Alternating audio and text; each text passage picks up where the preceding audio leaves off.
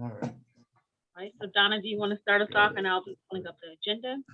Sure. All right. So good evening, everyone. We'll get started for our main meeting. You have the attendance already. We don't need to, we can just get started. Why don't we get started with the review of April's minutes? Angelica, you want to pull up the agenda or the minutes? The minutes. I'll do the minutes. Yeah, Okay. pull up the minutes because I didn't get mine printed off. Okay.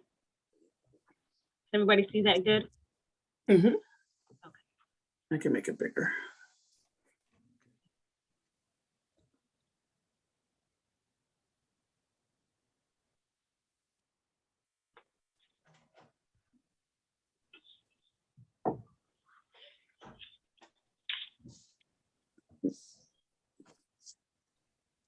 And as you go through, just let me know when you need me to scroll down. Okay.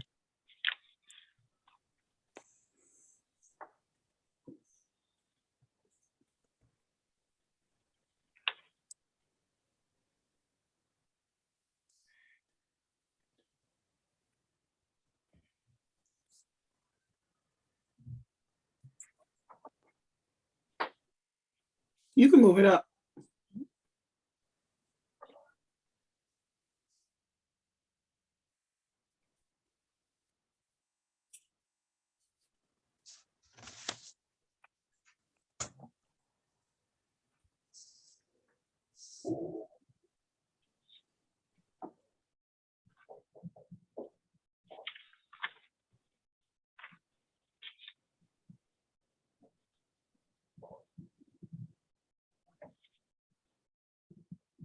Are you guys ready for her to move it up?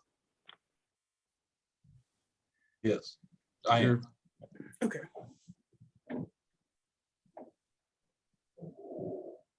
Oh, down a hair. A little bit more, understood.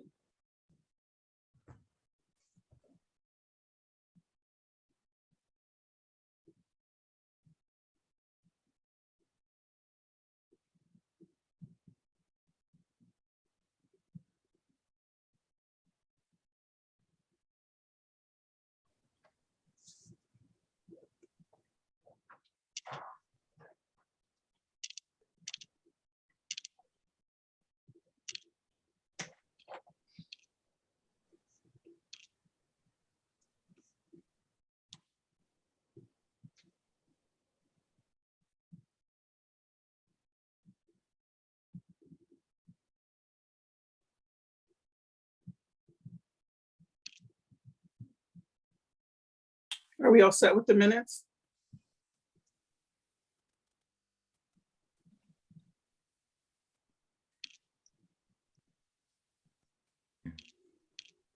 Yes. Yep. Okay. Do we have a motion to approve the minutes? So moved. Come on, Hector, it's you and me, Second. baby. Second, It's two of you. second. All right, There it everybody, the minutes are approved. Awesome. Okay. I'm gonna pull up Thanks, the everyone. agenda. Okay.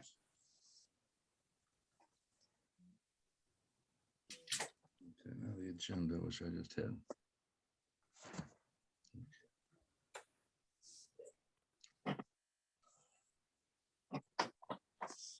I got that. So we've done the minutes, so I want to move into our youth services update.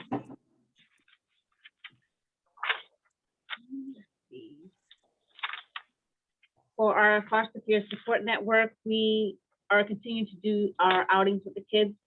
Our roster has grown with some more families to our list, which is always a good thing. And the students they have a lot of interest in our activities. We have been doing more outings with them.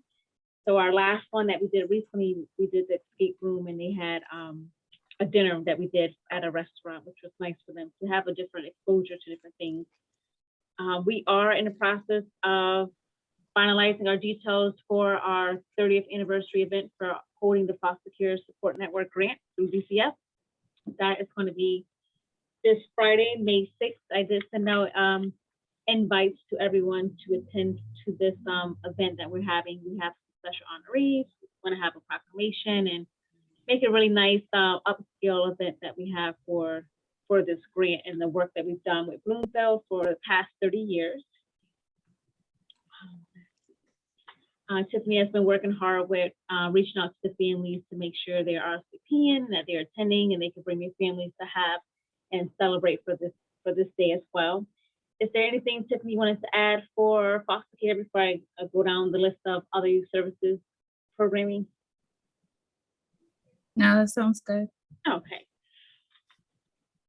We had our police group, some of the highlights, they did a jiu-jitsu workshop, so they got to learn some self-defense skills with the students, so that was a big hit. I'm also possibly thinking about using that jiu-jitsu instructor to do some work with our Project 330. We had a group conversation, and a lot of students are going off to college and was thinking about how to be safe on campus. So I was like, oh, well, maybe they can learn some jiu-jitsu skills before they leave to be to be ready to be safe and, you know, on their own while they're on campus. So I'm gonna look into that for Project 330. We also have Mother's Day is around the corner, so we did have some nice kits going out to the parents for the police group and our Sunbeams group. There's a specialized gift kit for the mothers, so that's another special treat that we try to get some parent involvement for our programs. In terms of the mini Sunbeams, that group is always doing great. The students, we have a good enrollment for the mini Sunbeams. They've been working on a lot of activities with their young girls in terms of leadership development and character development as well. Project 330, we are working with our students right now. We're focusing on financial literacy and college readiness. So I'm trying to mold the group in terms of half of the kids are going to be graduating to college. So a lot of them are going out of state. So we're going over budget in terms of tuition, looking at careers, funding your education, managing your budget. And that way they can have these skills under their belt when they go off campus. A lot of them are going out of state. So we try to be mindful with them to learn these practices with managing their money, because it looks different when you're away from home and it's just you independently. And we do have some of our Project 330 students are doing a vocational program, so we're prepping them to with financial literacy. And for the ones that are still with us, we're trying to have our current students kind of give them a guide of what to expect coming up for their senior year to get them prepared for things they need in place for graduation and help them along with their process for career planning. So we're trying to develop like a roadmap to success for them once they graduate beyond our program as well. Let me make sure I'm not missing any of our programs. We are doing a group outing on May 14th, next Saturday. We're doing a team building with the Newington Ropes Course. So we'll be combining our police group and our Project 330 leadership group as well to have a big team building for that piece. And then for the end of the fiscal year, towards June, we have our end of the program. We're going to have all of our programs do one big celebration. We're planning one event at Spare Time where we have bowling and food for them as well to kind of celebrate us finalizing the programs before school lets out for June. JRB, did you want to give a few updates with JRB, Tiffany? Sure. So JRB is going well. It's starting to slow down a little bit. Cases are becoming a little more complicated due to youth that are being referred mostly from the schools with behavioral issues. We just finished wrapping up the mentor sessions and the group sessions. The kids completed community service. So within the last 2 months, JRB has been very busy and have accomplished a lot with the youth we've been working with.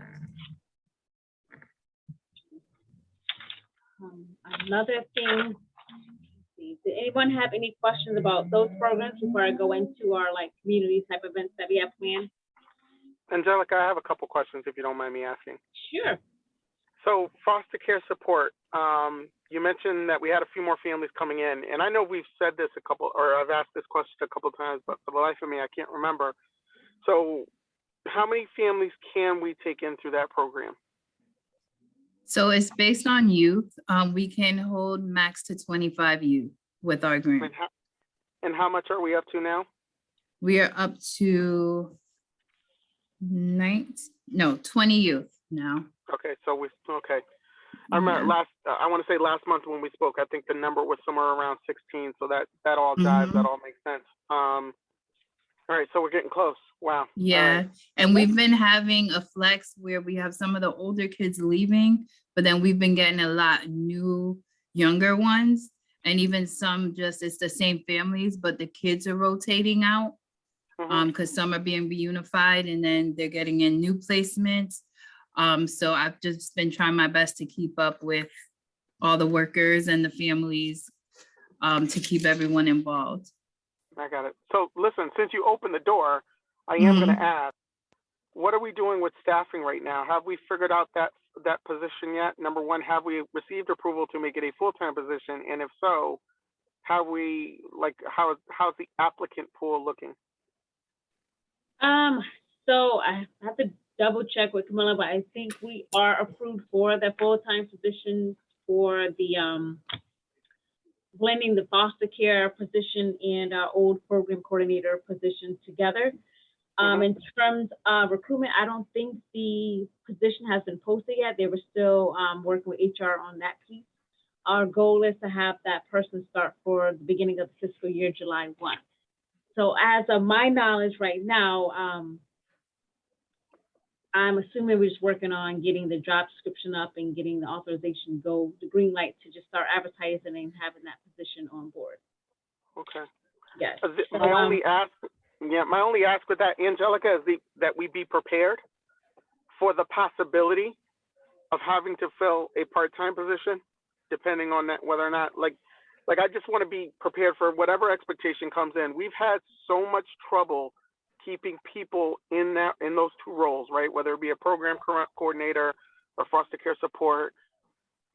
I'm almost certain there is talent within the existing pool that can be considered for that position.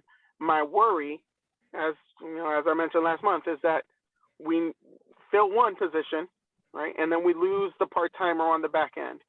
So we're kind of put back in the same kind of position. I want to make sure that we're prepared for whatever happens there. And I know you guys, keep all that stuff in mind. I don't want to be put in another situation where we're just looking for more help. You know what I mean? Yes, I understand. Yes, it's hard. Okay. Yeah, because it's like you're gaining a person and you're losing, and you're still in the same position that you were just in.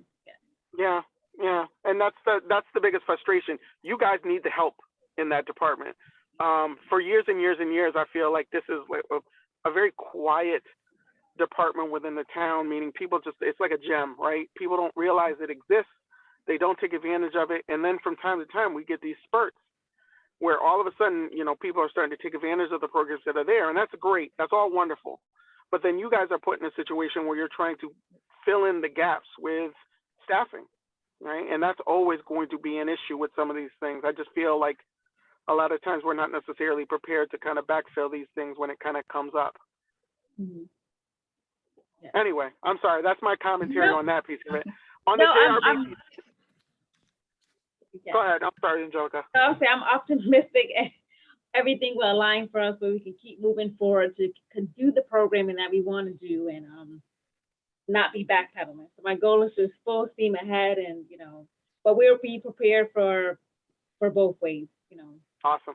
Yep. My last question is with respect to the JRB. So, Tiffany, you said we're kind of slowing down. Is there, I'm aware of some incidents at the high school. Is there an expectation that we're going to see an influx of individuals fairly soon? Have we not engaged with anyone at the high school? Not that I've heard from the high Okay. school. But again, it may just pop up in my mailbox. So Okay. I'm I'm always hopeful here that and when we talk- open. Yeah, I'm hopeful that when we talk next month, that those numbers will be. Not that I'm looking to encourage more work or anything. I'm trying to make sure that the restorative justice piece of it, right, that the teaching moment of it is being taken advantage of. I feel like a lot of times, from the JRB at least, that people don't take advantage of it because they don't know the program exists. So I just want to make sure that we're getting those kind of referrals in that we should be. Yeah. All right, Hector, I'm who sorry. do you think? I'm done Who do asking you think? questions. I'll move on now. Okay, Hector, can I ask you a question? Please. Who is it that you don't think is aware of JRB? You know, maybe that's the wrong way to say it, Roger. What I'm saying, I guess the way I would say it is in previous years, it's not necessarily the first option that's provided to parents and to those youth to kind of, you know, instead of getting in front of, you know, like a more formal, like, and maybe that formal is not the right word for it either. You know, maybe it's instead of going to like juvenile court, they're not given the option for JRB. Well, because my I can honestly say, Roger, from personal piece of it, right? I can personally say that was not given to us as an option, and it was an incident that happened in the school. So I'm always very sensitive when I get on these calls about two things. Number one, foster care, and then the second piece is JRB, and making sure that we're giving students the opportunity to have a teachable moment, realizing that a lot of times they're put in these situations and they're made to grow up faster than they need to, because we're not giving them an opportunity to learn from these mistakes and how this could affect them going forward. So those are two very sensitive pieces to me. And I hope that comes across when I get on these calls with you guys, because I always ask questions about them, right? Almost always, JRB and foster care, because I want to know that we're taking advantage of these programs that are designed to help them as opposed to just punish them. My experience in the most recent years is that anything that goes downtown that isn't serious gets bounced back up to the JRB. And in fact, I mean, I think we've had some cases I think I'm right, this fiscal year, where we have at least one case where we sent it back downtown because we didn't think it was appropriate for the JRB. Is that correct, Tiffany? Yes. Yeah. So I mean, I'm not as concerned about even if the high school were to refer it somehow or to the police department and it went downtown. A lot of those that would 5 or 10 years ago stayed downtown are now coming back up to the JRB and are not going before the judge. Fair enough. You know, I've got my own opinion on that one right now. I think a lot of that might be driven by the fact that the state is just, they don't have the resources at that. And there's been some change there over the past few years. But if that's the case, then I'm okay with that too, Roger.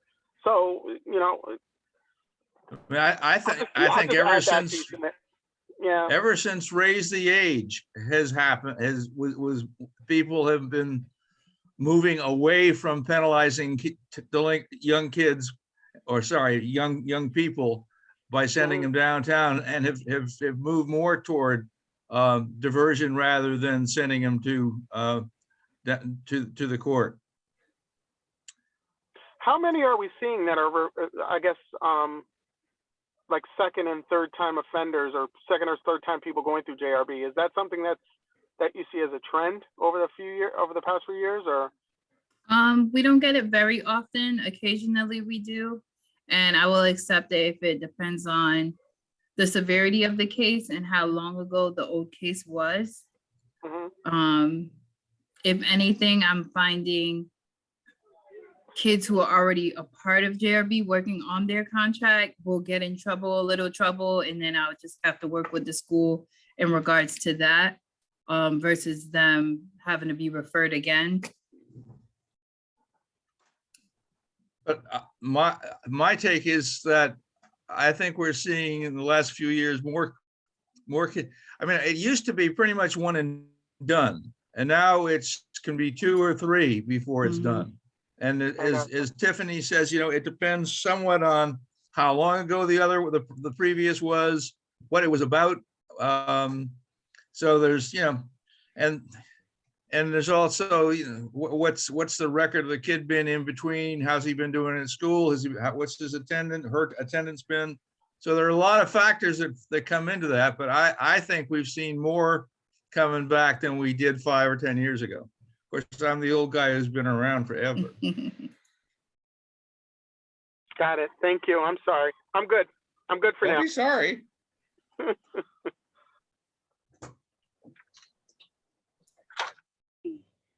For programming for summer youth deployment, currently we have 128 students that have applied for the summer program. So we are going through all of those applications to do the intake process, and I'll be working to set up the interviews for the ones that are qualified with all of their documentation and eligibility, which is required through Capital Workforce, to start the actual interviews for those students. Anticipation start date is July 11 for both groups, based on what Capital Workforce tells us we have to do for pre-training, pre-employment training. I might have tier 3 start the first week of July to get their training in so they can start right away working at their work sites for July 11th. There has been some new management with Capital Workforce, so a few things have been changing since last year in terms of requirements and different programs that they're offering for us to supplement and support our program. One thing they do is they have a instructional model for job readiness. It's a 4-hour workshop. They're going to break it down 1-hour blocks. That's mandatory for all age groups. So we're just waiting to find out from Capital Workforce the dates and times for that training so I can weave it into our program. I am trying to design a program to have some speakers come in to talk about career exploration for them. Our tier 2 students this year, I'm going to include a working component where they get to actually participate with the Leisure Services Camp to do some hands-on experience, and then we have another block of the day to do some job readiness prep for them. We're trying to think of different ways to make it fun and creative for them for the summertime. Just want to make sure I'm not missing anything for. So, Angelica, my notes indicated we have what, like 22 slots for the 128 kids? Yes, 22 Okay. slots. So I've been working with Capital Workforce in terms of having our application hidden, because for the amount of slots I have and amount of applications, it's so hard to pick just 22 kids.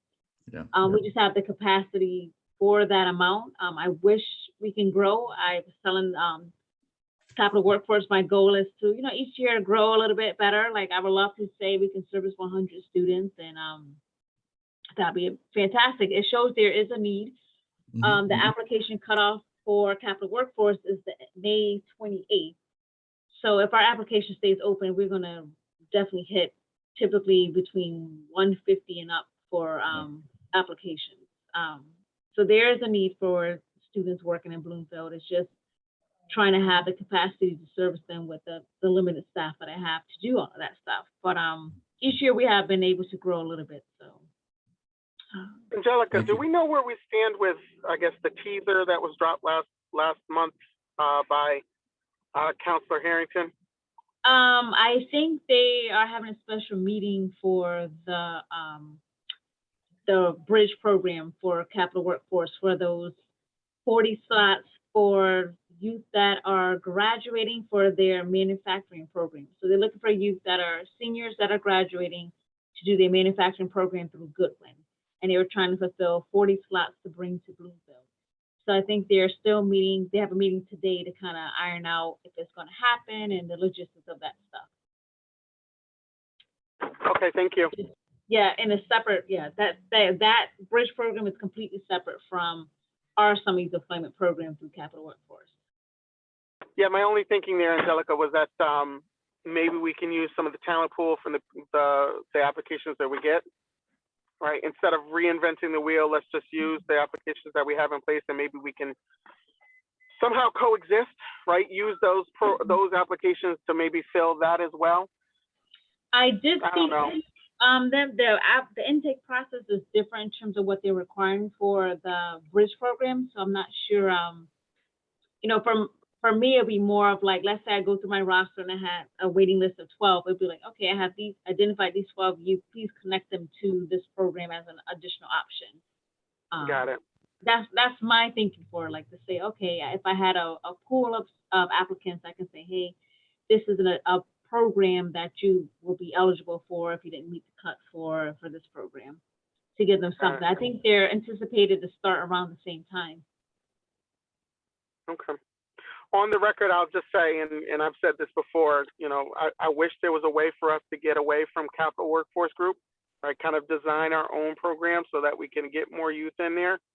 I realize it comes with budget dollars, right? You have to have the staff to do it. You have to kind of get off the ground with it. I think sometimes, based on the feedback that I've heard from the team, it is and it can be difficult to work with Capital Workforce Group, and now you're dealing with a whole administration, like a new administration over there. So it's like they bring in the new people, and we have to go through some growing pains associated with that again. I wish the town would have used some of the COVID dollars that were given to them instead of buying tests, and use that towards a program like this. But that, you know, again, not my say. I don't have any type of say, and nobody wants to hear anything that I have to say about that. But again, Angelica, I would just say with the new account manager and the focus that he has on social needs services, maybe we can try to grow the program, or maybe, you know, design our own program that we can implement going forward. You introduced us to the program. I think it is wonderful. I think it is probably one of the most innovative things that we've done over the past few years, and I commend you and your team for it. I just wish we could get more youth involved in it. Yes. Especially when I see my heart goes out when I see how many applicants and knowing how many slots. I'm like, oh my gosh, how can we pick these students? And, you know, it's hard. Yeah, is your thought, so when thinking about the numbers and how high they are, not all kids have to have a programming like this. They just might need to know what's available. Is there a way that there could be like a job fair where, you know? I think one of my issues I ran into, like more than like 80% of the applicants are 14 and 15-year-olds. So the issue I run into, there's really no place for them to actually work. Yeah. I have a hard time sometimes filling just the 16 and 17-year-old slots because they have so many options. They can like go work at retail or, you know, something around town. If they have access to a vehicle, they can go out of Bloomfield. So my biggest struggle is with those 14 and 15-year-olds. I have abundance of applications. Out of the 128, probably 90 of them are 14 and 15-year-olds. Oh, wow. So, yes. So I have way more. And it's like the option. There's not really many things in town. The only thing I know of, sometimes the library does a few things for the age group. And then there's a program for career counselor that they have to pay for through leisure services. So it kind of limits the options available. If you don't have funds to pay for that program, that rules out a big chunk of people. Right. That's too bad. Well, as far as negatives are concerned, don't get me wrong. I feel bad about it too.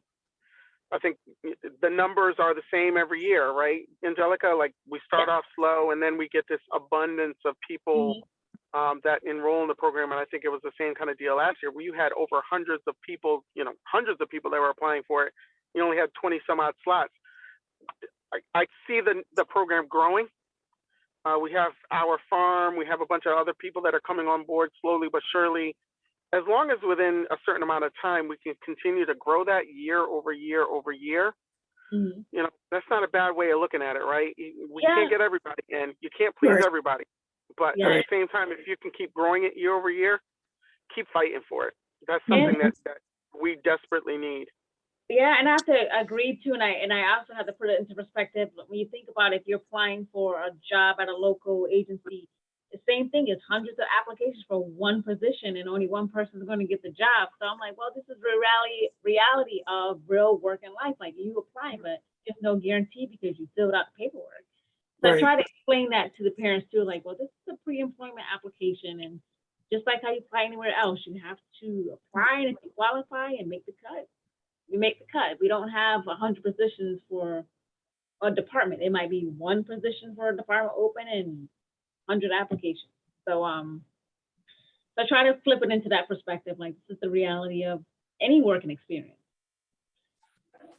Yeah. Well, hopefully next year they'll apply it the next year too, and they'll have some success at that time. But yeah, I just feel like I just don't want people getting discouraged and saying, oh, they always, I don't want people to feel discouraged saying they always run this program and they never pick me. So I don't want people to get discouraged and don't apply. But I think people always apply because everybody wants the opportunity to work. So I think I just don't want people getting discouraged from our programming, thinking, oh, we're never getting in. So Yeah, let go of that one, Angelica. You're gonna have to. I mean, that's just the nature of it, right? And Yep. there's gonna be disappointment, year over year over year. I get it, but the important thing is that a program exists. We are offering it. It's growing. At least in the past this is our third year now, right, Angelica, that we've been offering this, and every year it's grown. It's grown, from the amount of slots that we can offer, if I remember correctly. Yes. So we keep fighting the fight that we can participate in and kind of go from there. Eventually, we'll hopefully we'll get to a point where we can say the number of positions are half of the number of applications you can, and if that's the case, then you've won. Yes. So I commend you for even taking those phone calls. Unfortunately, you're not going to be able to satisfy everybody that's out there. And also too, for capital workforce for the tier 2, I was trying to partner with Goodwin University to have our tier 2 students, which is our 14 and 15-year-olds, have like a career day experience where they actually go to the campus and sit in on one of the classes. They're known for their nursing program and their manufacturing program. So trying to get connected to see if they can do kind of like a mock college day where they actually sit in on one of the lectures and they get a tour of the campus to get a sense of this is what it's like, and they have like this program and they have a manufacturing program. So trying to do a good balance of vocational career readiness experience and actual students that need to go get a college or degree, that experience, so they know that route, so they can say, hey, I'm good at A and B, let me see which is the best option for me as well.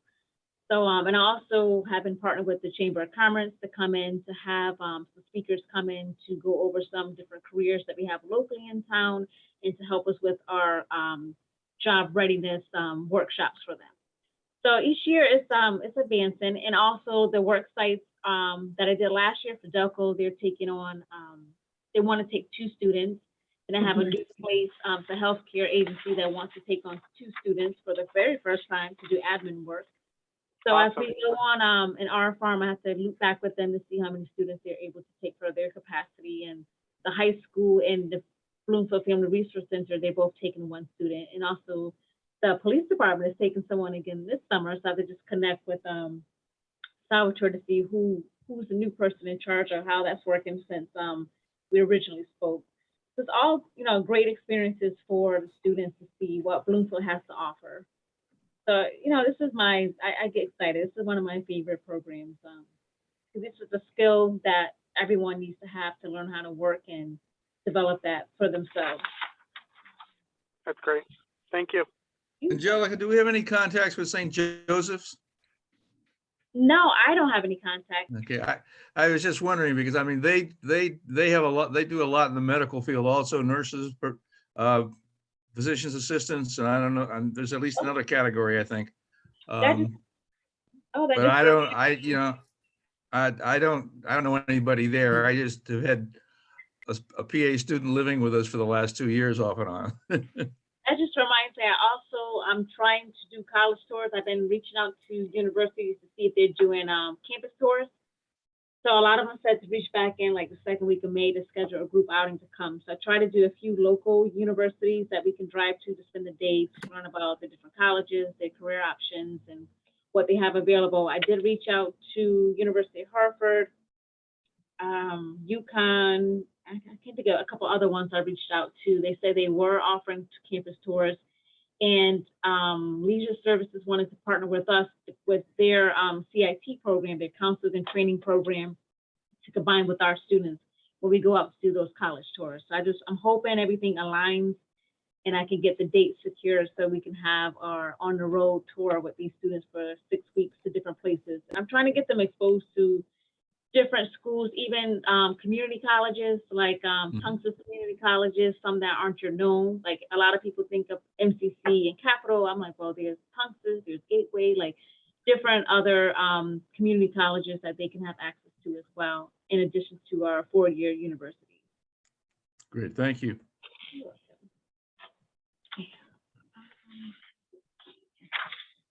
I'm just going through my notes to make sure I'm not missing anything for youth services update.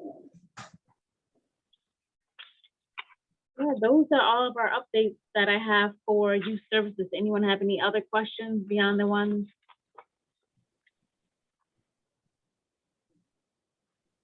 Okay. Do you want to move into our budget review, Donna? Yep, let's move there. So I'm just gonna go refer back to our last month's meeting, what we approved for our $3,000 budget. We've already used $300 that we used for our trunk or treat event. And then we had voted on to use $700 for our drug prevention campaign and $1,000 for our community presentation. I wanted to find out from the group if we would be able to vote to switch the use of funds from the community presentation to use for our foster care event that we have to cover some of the expenses for things that we're using for the event. I figure that'll be a better use of the $1,000 funds for the budget. And then also in addition, I haven't heard anything back from the school. It is cutting it close to even try to custom order anything. Around this time, I did hear back at least from both high schools in terms of their requests and asks for use of funds for either graduation or prom, but I haven't heard anything. So just figuring out what do you want to do with the last $1,000 of unallocated funds for the fiscal year. And we have just one more meeting in June.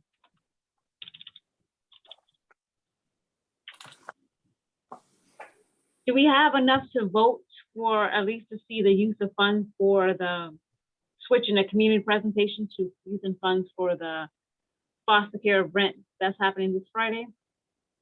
We should, because there's 5 of us as voting members and there's 3 of us here. So the majority of us are here tonight. We should be able to vote. Questions folks have around swapping the 1,000 from And my the community reasoning presentation? is just we had such a low turnout. I just don't want to invest all this time in paying a speaker to come in. My thoughts was to do a hitting in plain sight where they come and set up the room, but to spend all of those funds to have 5 parents, and we could have better utilized, dollars elsewhere. So I was thinking the hidden in plain sight, we can push towards the fall. That way we kind of get them back into the swing of like, hey, we're doing drug prevention, some parenting workshops, Right now, parents, I think that they're, it's nice out, they want to do other things besides meetings and trainings. What kind of attendance do you think we're going to have on Friday from foster families? Let me look and see. I know Tiffany was finalizing a few families. We were anticipating like 80 guests total. For foster families, we had about 45, more than 45 in mind. I just wanted to confirm with Tiffany because we do allow their family members to come as well. I'll wait till Tiffany gets off of her. She's on mute. She probably is taking a phone call to verify how many confirmed families that we have for attending for Friday. I mean, my only concern there is spending $1,000 to feed 6 families and 30 people from the community who from staff, which is obviously an exaggeration. It's just I want to make sure the money is going primarily to the foster families. And I'm open to other suggestions too, if you have anything for use of funds to spend down before June 30th. If it doesn't seem like it makes sense for this amount, if anyone has any suggestions of ideas of use of funds, I'm open to it. Yeah. You haven't heard anything from Jim about graduation either? No, I haven't. Okay. So GEMS is having, so just an update from what I know. The high school is having graduation at at the Arco Stadium, and then Jem's community is having their graduation at Bloomfield High School. But as far as, after school activities, or excuse me, I should say outside of graduation activities, I don't know of any at the high school. It's a different environment now, Roger. It is. I was just commenting earlier how they had to open up prom for the seniors at the high school to the juniors because they didn't have the interest. Right. So it'd be interesting How to see many how that kind attended- of plays out. How many attended last year's graduation? Do we have any idea? Or was that Different. also- It was different. Yeah, it was different last year though, Roger. Although the numbers I would say were higher. Keep in mind they were coming out of COVID. They were doing outside events. The class was, I would say, the community was a little bit different. The senior community was a little bit different in how they viewed interacting with each other. So what's made this year different? I don't know. I think for me, I'm thinking maybe students just got used to being isolated. They just don't want to participate in group events. I mean, they have been so disconnected with their peers between the virtual and between students doing hybrid. But what if last year's brought out a lot of people because they could get out for the first time? I don't see what's, why they would want to go back in and not participate. Your guess is as good as mine on that one, Roger. I just don't know. Things are a Angelica, lot more expensive than they were too. When you think about a prom, right? And all of the expenses that go with the prom, I can't help but wonder what impact that might be having. Inflation is real. You go to the grocery store, everything's a little bit more expensive, and prom comes with a high cost, especially for the girls. Yeah. I'm not sure how Good much point. tickets, transportation, Right. Yeah, outfits, and pictures. it may not be worth it to folks, right? Well, even the schools are cutting back to a certain extent. So they're not doing, I know they're not doing a senior day event, at least at the high school. Reason being is just they don't have the dollars to support it. Or at least that's how it was portrayed to us. So that's an interesting piece too that I kind of thought was kind of weird. I'm going to be removed from it next year, so I don't know if necessarily, if I'm going to necessarily be able to comment on, how things are going in there. Angelica, next year, as we start to put things together for next year, I think what I'd like to do, not only have our representative from the district, but I would ask at least once that we get, a visit from the principals at CAMS and at the high school, just to kind of speak to us about the environment. Not necessarily to market, right? I'm not looking for a marketing message. What I'm looking for is an honest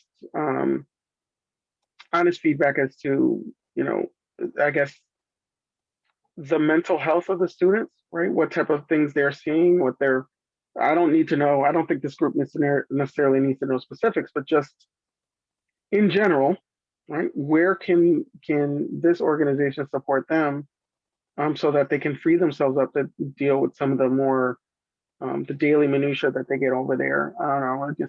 I still feel like there's a gap there, a significant gap between how this organization runs and in the district itself. You probably hear some of that in the messaging and how things, are kind of given to us over the course of this year, maybe even over the course of your time here, Angelica. But we've definitely made strides. I think there are people out there that support what we do at Social News Services, but or I should say what you guys do at Social News Services.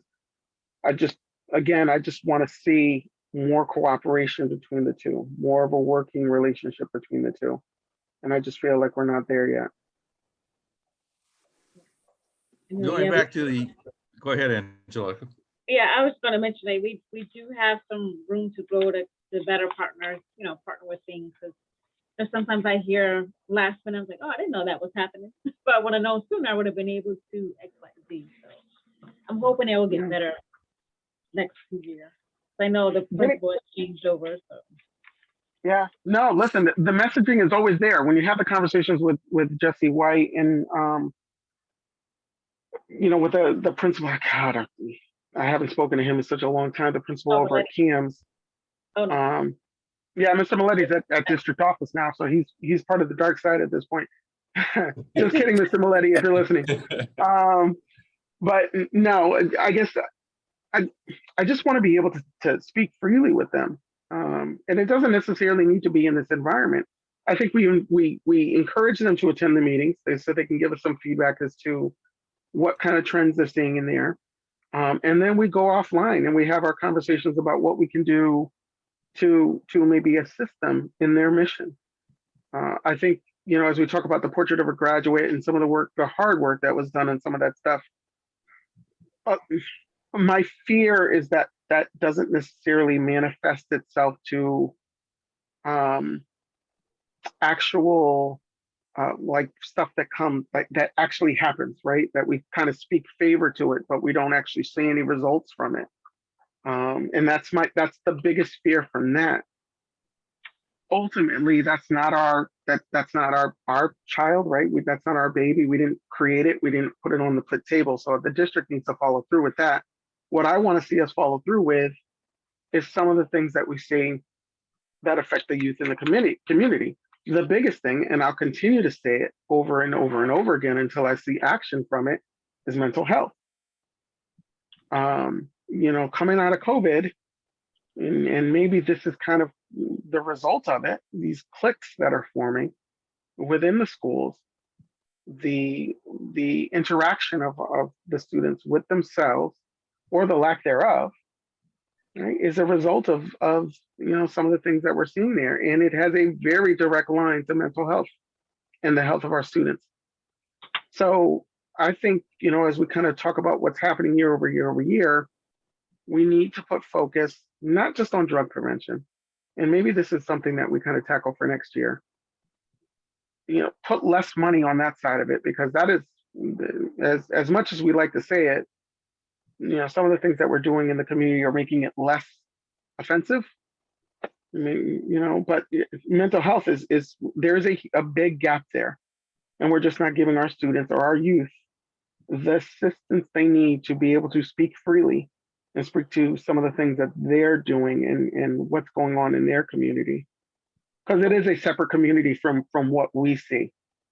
So what I'm thinking too is, not to go too far off topic, is probably having like a special meeting that we'll have kind of put together like a strategic plan that we want to do for the Youth Adult Council for the next fiscal year, that we kind of have some benchmarks we want to go for each quarter to say, we want to have a parent series, we want to do a mental health series, we want to do X, Y, and Z. That way it kind of helps us gauge better use of our mission that we're delivering for the Youth Adult Council and the department as well. That's a great idea, Angelica. We need to get ahead of it. Instead of being reactive, let's be proactive. Let's look at what we can do for the following year and then kind of implement it, right? And then we can find the key players we need to fill into those gaps in terms of, who will be our best point person for the school district. I know Kishima, helps with the family piece, but in terms of like that inside person, like, will it be feasible for principal or vice principal to just kind of sit in on one of these meetings or whatever it might be, to kind of give us a pulse of what's the need of the school with social workers. We can have a special meeting that, we can do outside, that we can kind of report back to say, hey, we met with the district and their social workers, and these are the issues, and this is what we're doing as a department. So I think it's just filling in the pieces and, getting through this fiscal year and devising a solid plan for next fiscal year would help fill in some of these gaps that we're seeing for reoccurring trends and giving us some more clarity of what our mission is. Got it. Don't get me wrong, Angelica, and I'll just say this and I'll end it here and we can get back to our topic. I think the job of someone like myself is not necessarily just to vote on budget dollars, but to I guess, push you guys right towards making some of these decisions that you guys do. Short of another parent coming on here or a parent group panel or engaging in them in some kind of survey, I think it's the responsibility of some of us to just kind of encourage you to keep pushing on some of these issues that we see is lacking overall. So again, no reflection on you now. This is just a wish list of items that we think that are important to us, based on what we see is happening. So going back to the issue at hand, if we have $1,000 left to spend, in addition to the money for the presentations, which we're talking about moving, why don't we use some of the $1,000 that's not already allocated, rather than moving from one thing to another?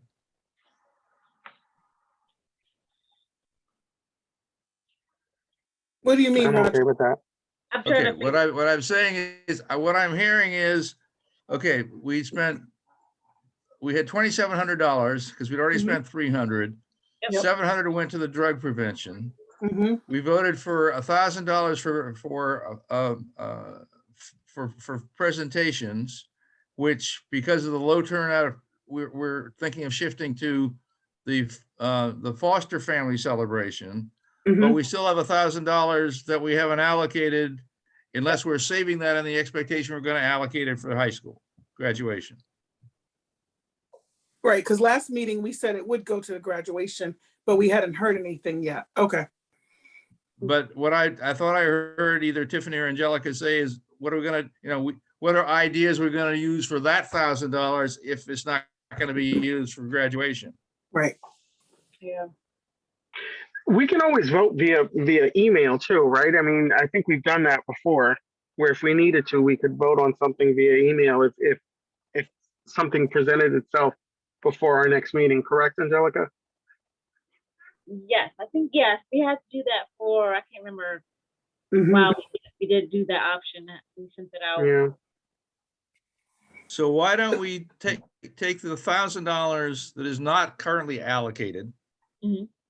and use that for the Friday event for foster families? Mhm. And then we still have the $1,000, which, if we don't hear anything from the high school by pick a date, we can either then decide to do for something else or go ahead and do a presentation, even if we only get 10 people there.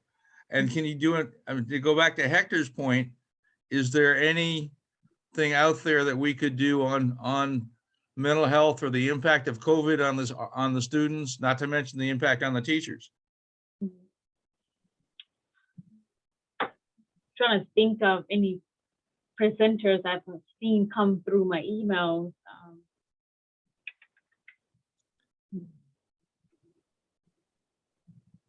Yeah, I would have to try to do some research to see if there's some type of presentation or presenter that can speak on mental health issue. Yeah.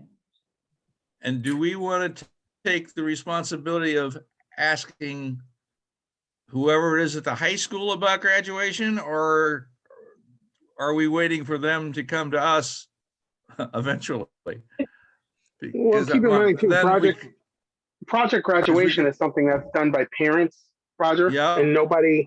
I'm not aware of anyone, planning anything specific with it with the help of the high school. Okay. So we can ask them if something can be done, but I can't imagine that they're going to have anything at this late the hour. I'll reach out to. There is a contact at the high school, Miss Borowski. She is in charge of the senior class. I can reach out to her directly, and I'll put that on my list of things to do tomorrow. And then, obviously, I'll share that response with the group. Sergeant Thomas, I don't know if maybe you might have any kind of connections with anyone that might be able to do anything with respect to mental health, for the community. But I would encourage you, if you do have someone, to share that with us. It doesn't have to be right now, right? Just within the next week or two, if you have any ideas on that as well. Angelica, unfortunately, I'm not in that field, so I just don't know who to reach out to. Okay, Actually, I was just writing a note to myself to reach out to our CHR clinician that works with us throughout the program that we started here. So I can reach out to her to see if there's a program either they have at CHR or someone that she could direct me to. That might be helpful for us. Excellent. yeah, because then What in my about- mind, Go ahead. yeah, in my mind, I'm thinking to get some turnout, if we turn it into like a family event, like have dinners and activities or something for the kids. I don't know. I'm just trying to think of ways to get people to our events and activities. Mhm. Yeah, that's something I think that would, a few years back, I want to say we did something where we reached out to parents as well as their family. And it was really interesting how it kind of went through. Like the kids went into their own piece and then the parents went into their own piece and then everybody kind of met up and kind of discussed everything as a whole. That was really kind of interesting how that played out. As I see the mental health aspect of it, don't get me wrong, I think there is a component of it that the parents have to be involved in. I almost feel like we need to engage with the students separately first, so that they can speak freely or be willing to speak freely about what some of the things that are going on. And then maybe we kind of, build the program from there. But this is clearly outside of planning for this particular evening. I mean, you're talking about now really getting in deep and in the weeds with how we address the issue going forward. And I don't even know, Angelica, this might be something that is done over the course of 2 years as opposed to one. But there is definitely a need if you ask people. Mhm. Anyway, I'm sorry, Roger. I'm with you. No, I think. yeah. So let's go back to I think we need to Roger's focus on the motion. budget dollar there. Well, Roger, the other, are you motioning for that? Can you not just? yet. I'm Okay. just trying to explore options because the other thing that comes to mind is how do we pay, are we doing graduation gifts and how do we pay for them? Well, that might be what the dollars are used for. So, because last year we gave graduation presents. Yes, yep, we did. Mhm. The And bag. are we gonna do that this year? And if so, how are we paying for them? This year, I originally wanted to do it this year, but I haven't had any consistent connection with the schools. I was like, well, I don't even know if I should even go that route to do a graduation thing for them, especially since now that I'm hearing they're going to be at the Yargos. So before we went to the school to deliver all of the gifts when they had like the pre-graduation thing, but they're going to be at the Yargos. There's no way I can get all of that stuff to them and to get it approved to get ordered and have everything in place. I've been having a hard time with our vendors getting large quantities of items in. They've been short on their end and getting stuff in, stuff is pushed back. So those are a few of the issues that will hold me up.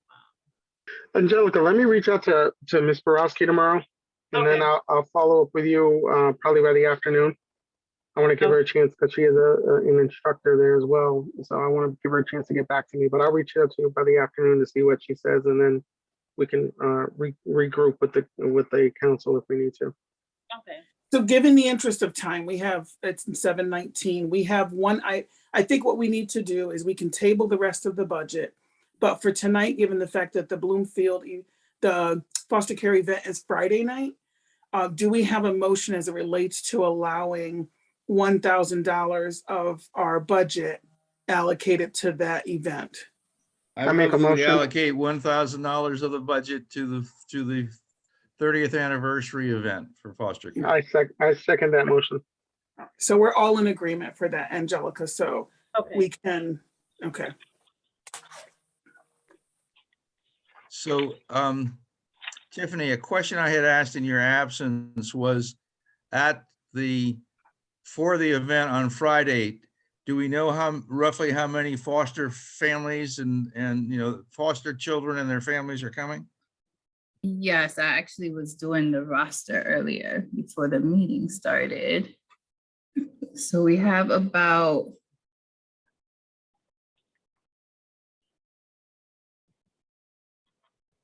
30. And how- Um, Yep.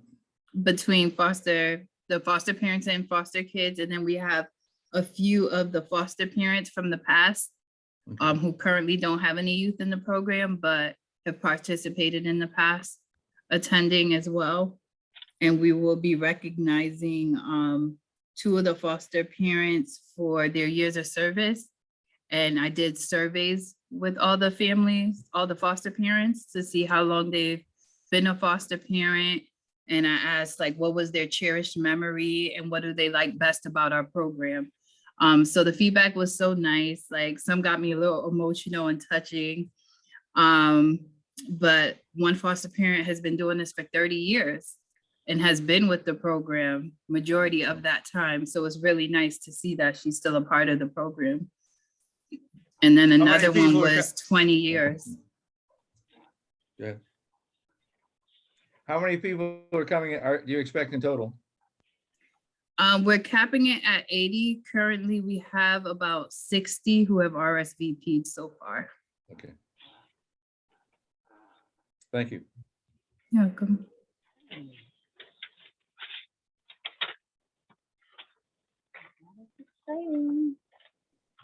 Very exciting. Thank you, Tiffany. So are we all set with the budget for right now? We'll table anything else until the next meeting, or if needed, you can send something through email for us to follow up if you need a budget, if you need that addressed before the next meeting on June 7th.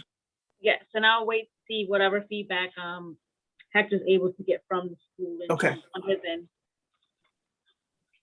Perfect. So are we on to the committee, new business committee interest form? Yes, the only thing I have for that is if you haven't turned in your interest form, just to submit that to me so I can get that over to